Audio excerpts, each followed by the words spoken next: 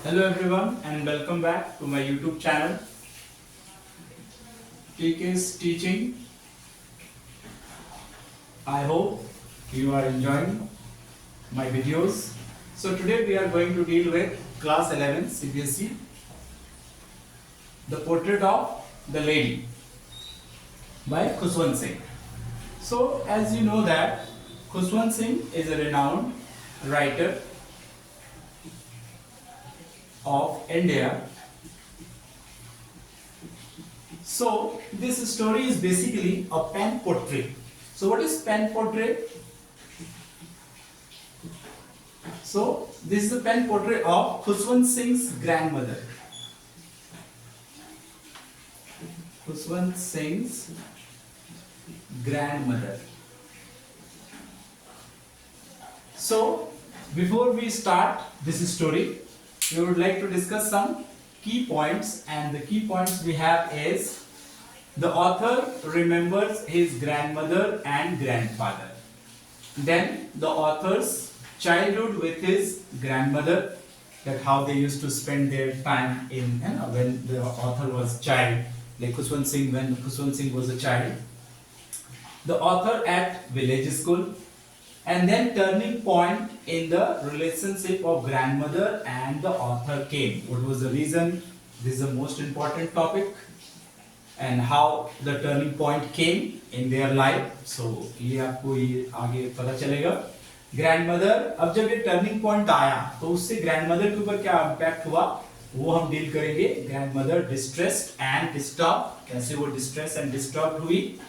फिर जो है इन दोनों के बीच में, मतलब ग्रैंडसन और ग्रैंडमदर के बीच में जो कॉमन लिंक था वो क्या हुआ. कॉमन लिंक ऑफ फ्रेंडशिप जो था वो क्या हो गया, टूट गया. कैसे टूटा वो भी हम लोग समझेंगे. And the author leaves for higher studies. फिर ऑथर हमारे जो खुशवंत सिंह है वो कहां चले जाते हैं, वो विदेश चले जाते हैं अपनी हायर स्टडीज के लिए.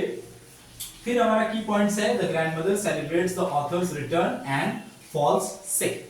फिर जब 5 साल बाद खुशवंत सिंह वापस आते हैं तो उसकी दादी जो है उनका वेलकम करती है और फिर बीमार पड़ती है, और वो बीमार से वो फाइनली क्या होती है, उसी दिन उनकी जो है डेथ हो जाती है.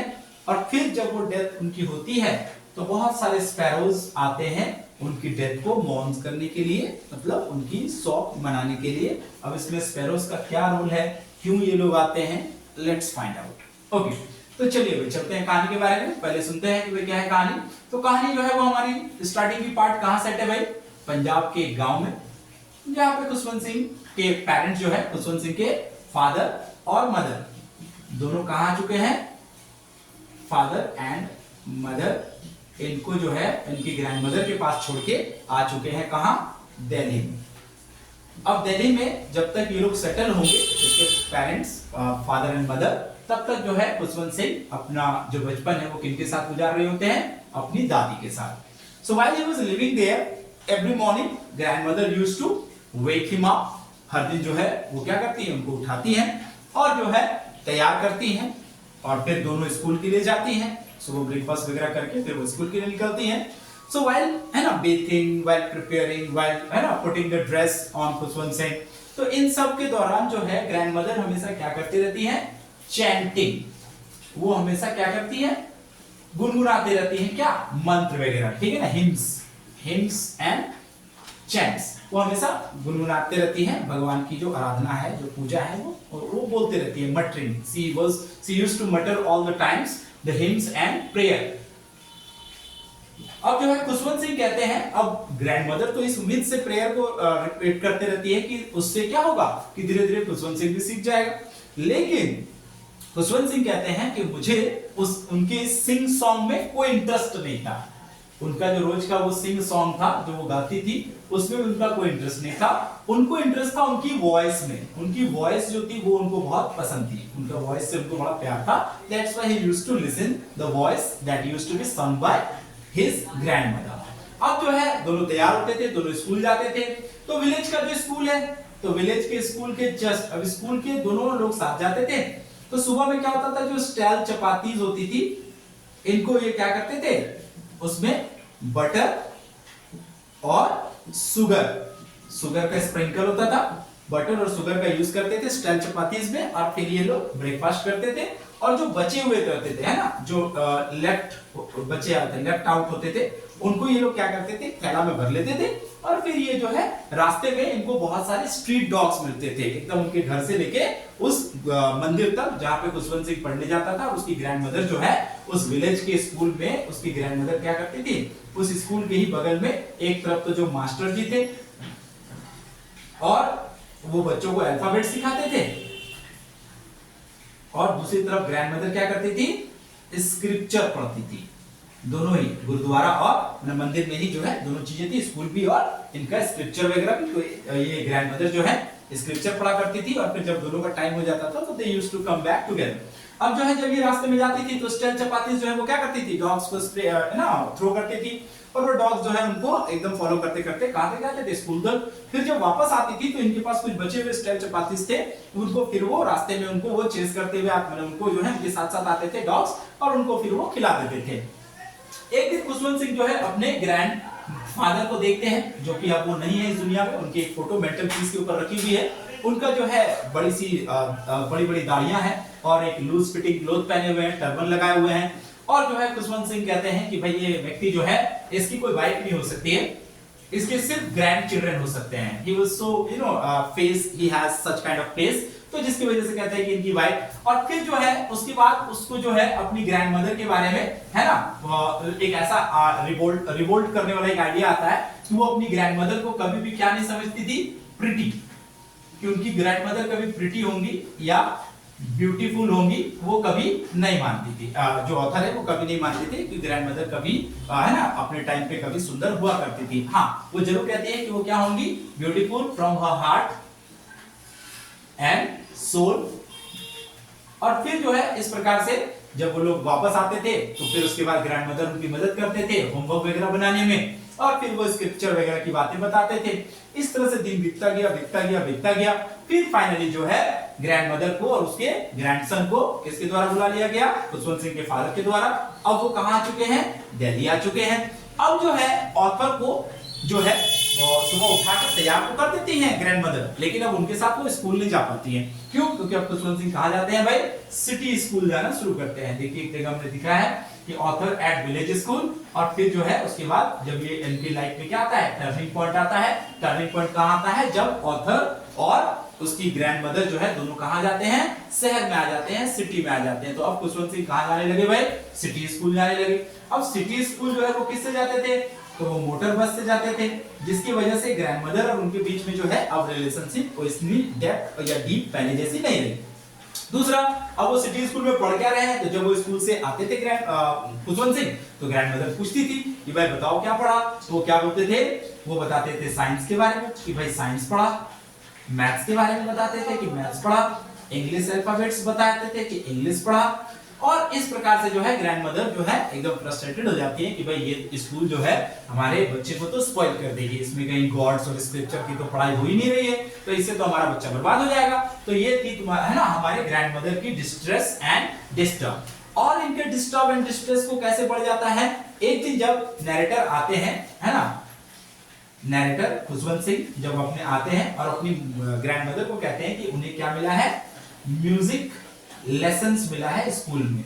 इसको सुन के ग्रैंड मदर और ज्यादा गुस्से में हो जाती है। उनका मानना है कि music is something related to harlots, कि भाई ये किनके लिए होता है, और बेगर्स के लिए होता है, जेंटल फोक के लिए नहीं होता है। This is not for gentle folk.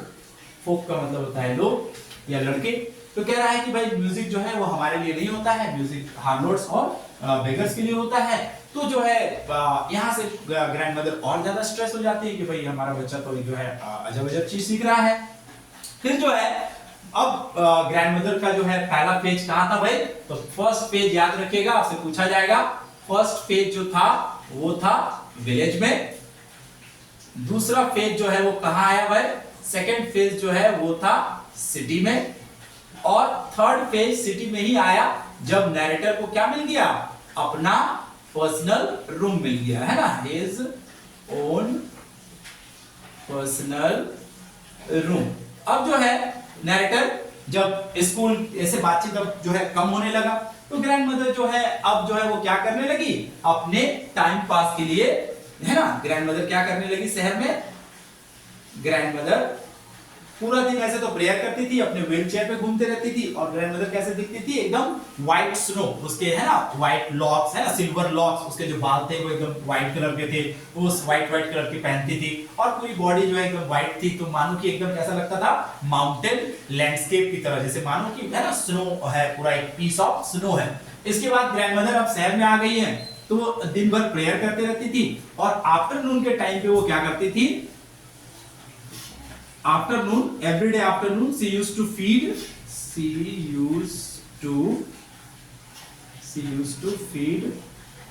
the sparrows।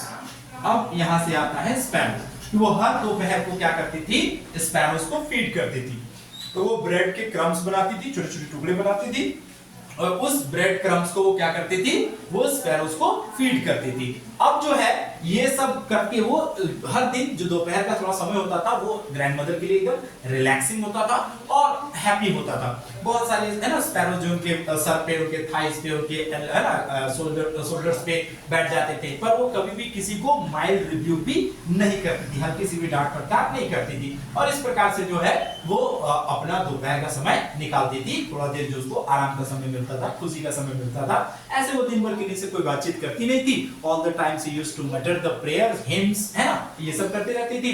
फिर जो है ये कॉमन लिंक भी वो टूट गया जब खुशवंत सिंह कहां जाने लगे भाई, यूनिवर्सिटी जाने लगे। जब ये यूनिवर्सिटी जाने लगे तो इनको जो है अपना अलग कमरा मिला। तो ऐसे में खुशवंत सिंह के बीच और ग्रैंडमदर के बीच में बहुत ज्यादा बातचीत तो नहीं होती थी, लेकिन एक जो कॉमन लिंक था, एक ही कमरे में रहते थे, भले बातचीत नहीं होती थी पर एक ही कमरे में रहते थे, वो भी जो है वो टूट गया जब उस नैरेटर को क्या मिला, अपना एक अलग कमरा मिला। ग्रैंडमदर ने भी इसको कैसे एक्सेप्ट कर लिया, एक्सेप्टेड विद सेक्लूजन, मतलब उसने कोई कंप्लेन नहीं किया कि भाई ऐसा क्यों हो रहा है या नहीं हो रहा है, बिकॉज़ उसको पता है कि इज अ नेचर, है ना, ऐसा होता है, कोई बात नहीं है। अब जो है उसके कुछ दिनों बाद ऑथर कहां जाने वाले थे, तो भाई अपनी हायर स्टडीज के लिए उनको विदेश जाना था। ग्रैंडमदर के चेहरे पे कोई ऐसा इमोशन नहीं था कि उसका पोता जो है अगले 4-5 सालों के लिए विदेश जाएगा पढ़ने के लिए, वो जब आएगा तो मुझे देखेगा कि नहीं देखेगा। ग्रैंडमदर आती है उनके साथ रेलवे स्टेशन तक, उनको छोड़ने आती है।